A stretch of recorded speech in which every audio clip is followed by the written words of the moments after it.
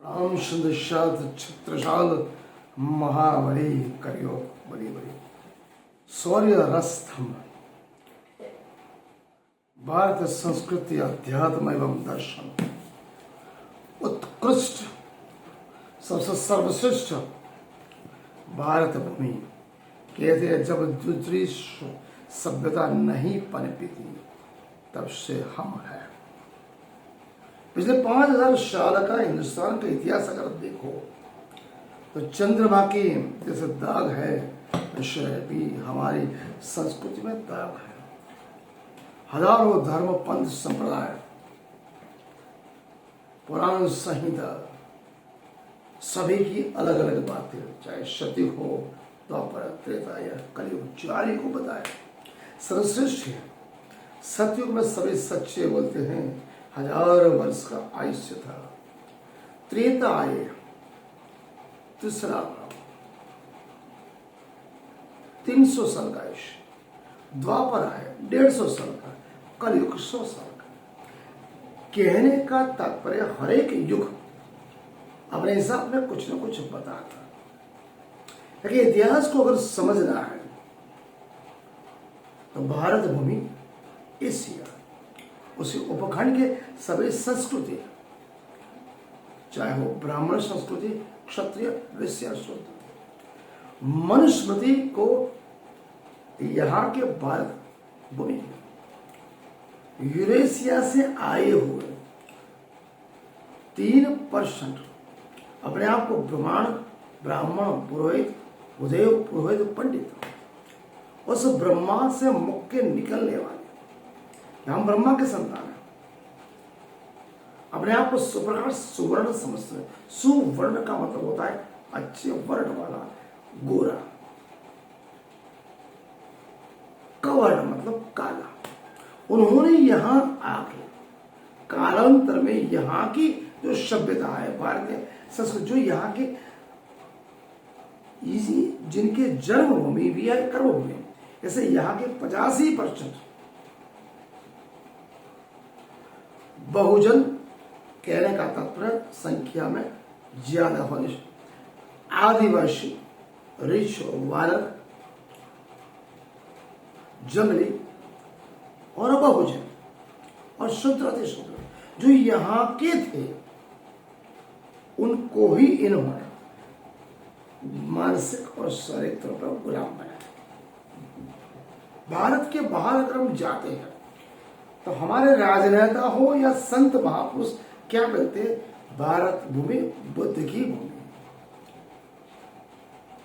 1400 साल मोहम्मद पैगंबर हो गए, 2000 साल ईसाई पक्ष को हो गए और 2500 से ज्यादा बुद्ध हो गए।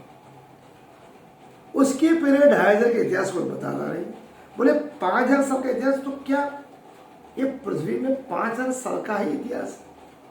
उसके पहले कोई इतिहास नहीं। ये इतिहास हर पल, हर घड़ी, हर युग में, हर सदियों में जिस किसी भी इंसान ने लिखा अपने बलबूते पर लिखा। परमात्मा ईश्वर या भगवान ने कभी कोई ग्रंथ लिखा ही नहीं। श्री राम जी ने हम मर्यादा पुरुषोत्तम किया, विष्णु के अवतार। हिंदू परंपरा, भारतीय संस्कृति क्या कहते हैं, एको ब्रह्म द्वितीयो नास्ति। वन लो, एक ही नियम, एक ही सिद्धांत, एक ही परमात्मा। हम एक ही परमात्मा की संतान है, उत्कृष्ट संतान है। उस परमात्मा के दरबार में न कोई ऊंच है, न कोई नीच है, अमीर गरीब छुआछूत कुछ भी नहीं।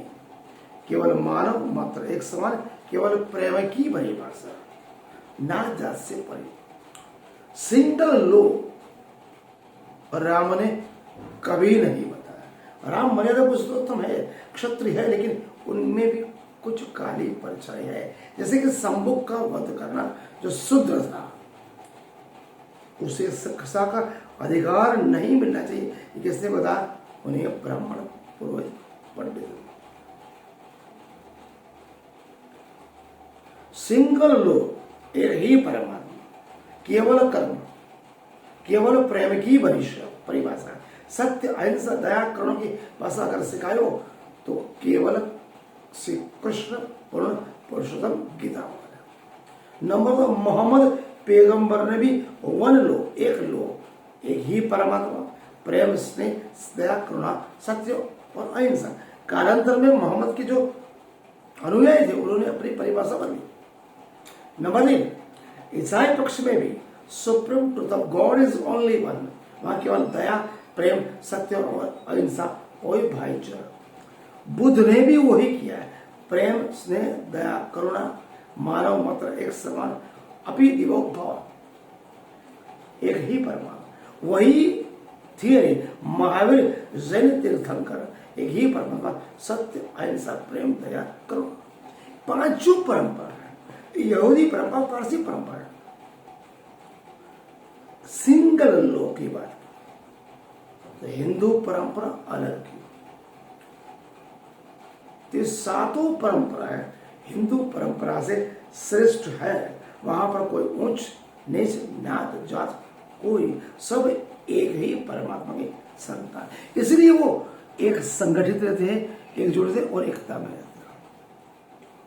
हर किसी सिख को पूछो कौन सिख हो, पूछो, उसके बाद आप सिख में कौन वो को पूछे, आप कौन मुस्लिम, और सिया सुन्नी कोई नहीं पूछता, ईसाई में कोई नहीं पूछता काला गोरा, बुद्ध में कोई नहीं पूछता ऊंच नीच, न जैन में पूछता। हिंदू आप कौन हो, पर मैं हिंदू। अरे हिंदू में कौन, सनातनी या हिंदू, वैष्णव या और कोई। अच्छा हिंदू में रमेश भाई मेहता, अच्छा मेहता में कौन से ब्राह्मण, द्विज, त्रिज, चतुर्वेदी। तो हमारे में ही अनबन है, हमारे में ही अलगता वाले।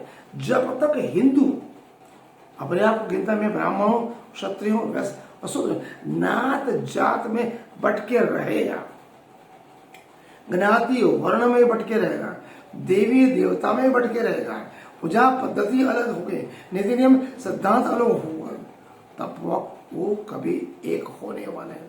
इसलिए मेरी तो विचारधारा एक ही है, हिंदू मतलब ब्राह्मण, क्षत्रिय, वैश्य, शूद्र, एक ही जात, एक ही धर्म ग्रंथ, एक ही परमात्मा, एक ही रीत रिवाज, ऊंच नीच कुछ नहीं होना चाहिए, तभी आप एक हो सकते हो। वरना 5000 साल की उत्कृष्ट संस्कृति, अध्यात्म, दर्शन में उच्च कोटि के कहलाने के आप लायक नहीं।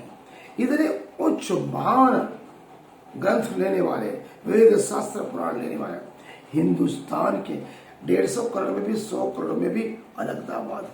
मुस्लिम पूरे वर्ल्ड में 58 कंट्री में, चाहे वो जबरदस्ती, बुद्ध 70 से 80 कंट्री में, ईसाई 100 के आसपास, जैन में। तो हर हमसे वो ज्यादा क्यों है?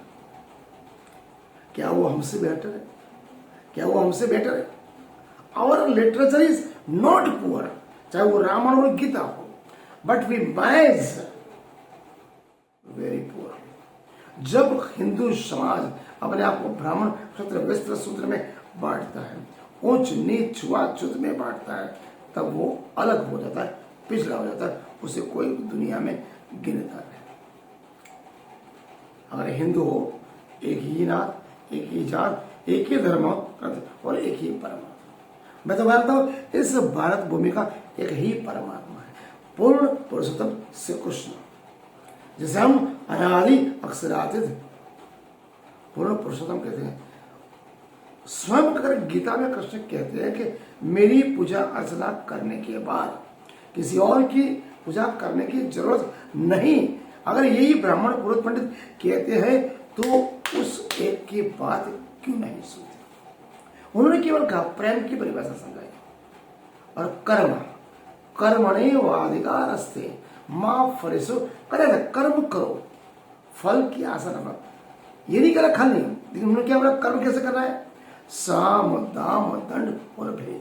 साम मतलब समझाना, भेद मतलब घुस जाना, प्रेम से घुसना, दाम मतलब पैसे दो, अंत में न माने तो दंड दो। अर्जुन को भी उन्हें वही कहा था।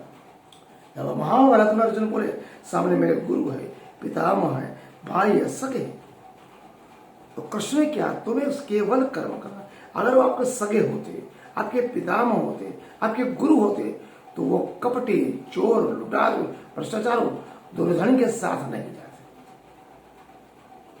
झूठ के साथ नहीं जाते, सत्य के साथ रहते, असत्य के साथ नहीं। जो असत्य के साथ है, चोरी के साथ है, झूठ के साथ है, भ्रष्टाचार के साथ है, अनीति के साथ है, वो कभी आपका सगा नहीं होता, न मित्र होता, न भाई होता, न गुरु होता, न पिता होता। लेकिन केवल जो सत्य के साथ होता है वही हमारा सगा मित्र, भाई, पिता या पति होता है। आज का अध्याय सूर्य स्तंभ में मैंने आपको सत्य और असत्य की परिभाषा समझाई। कृष्ण की गीता का अनुशासन समझिए, मन करे एवं चिंतन।